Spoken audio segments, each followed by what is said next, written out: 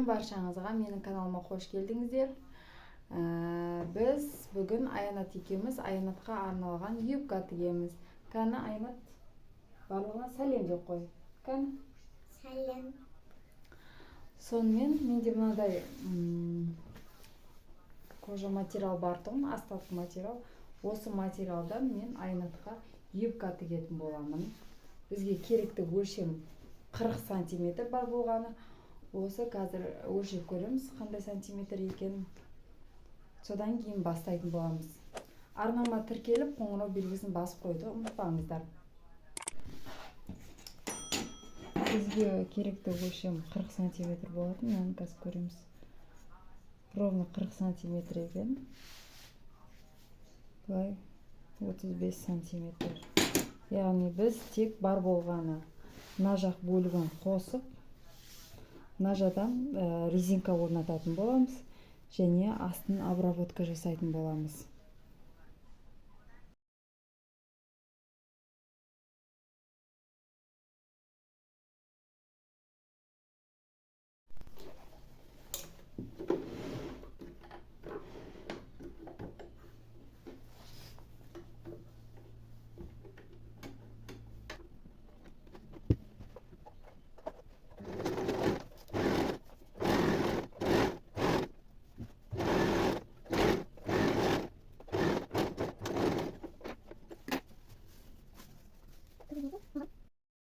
Тігіп қойған бөлікті енді шетін және белгі жағын, астыңғы жағын барлығын айналдырып оверлоктап алатын боламын.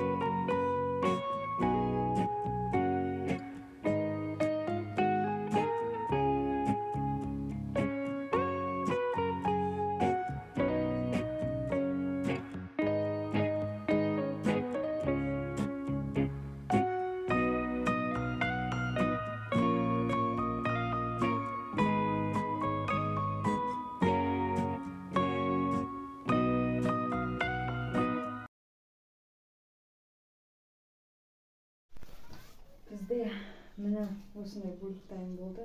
Енді бір жағын белік қыламыз, астыңғы жағын, бір жағын етегі қыламыз. Ол үшін бірінші Аянаттың бізде бел өлшемін алу қажет. Енді соның өлшемін алып, резинка орнататын боламыз.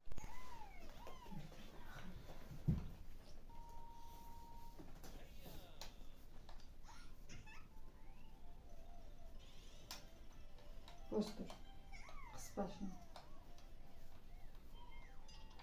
Бізде Аянаттың бел өлшемі 50 екен. 50 даже. Ішін таппақ.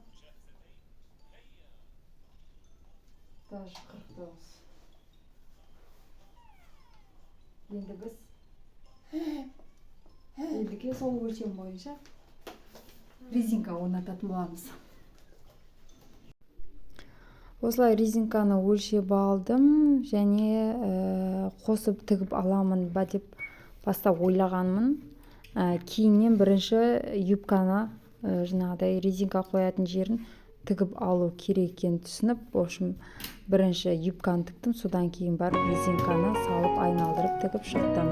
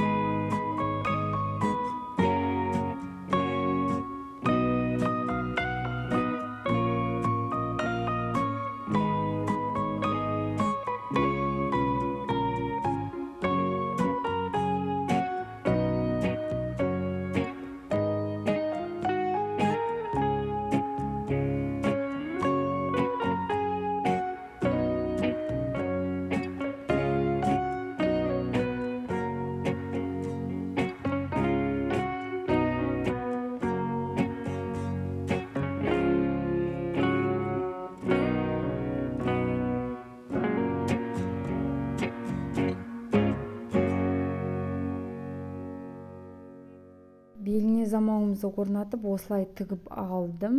Енді жақсылап жиырып, енді астыңғы бөлігіне көшемін. Астыңғы бөлігін 1 сантиметр немесе 1,5 сантиметр етіп ішкеге қарай қайырып инелермен қадап алдым. Енді айналдырып 1 сантиметр етіп сыртқы бөлігінен тігіп шығамын.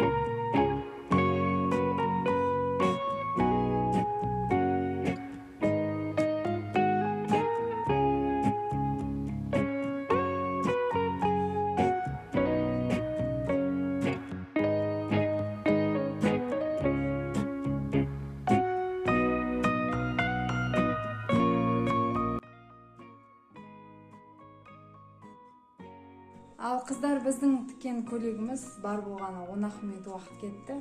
Енді дайын болды. Бұны біз садикке киетін боламыз. Ал бағалап кетіңіздер, қандай болған. Және енді бұдан біз осындай тағы кішкене материал бар. Ондай материалдан енді біз Айнаттың сумкасына арнап, юбкасына арнап, то есть енді жаңағыдай пацет сумка тігетін боламыз.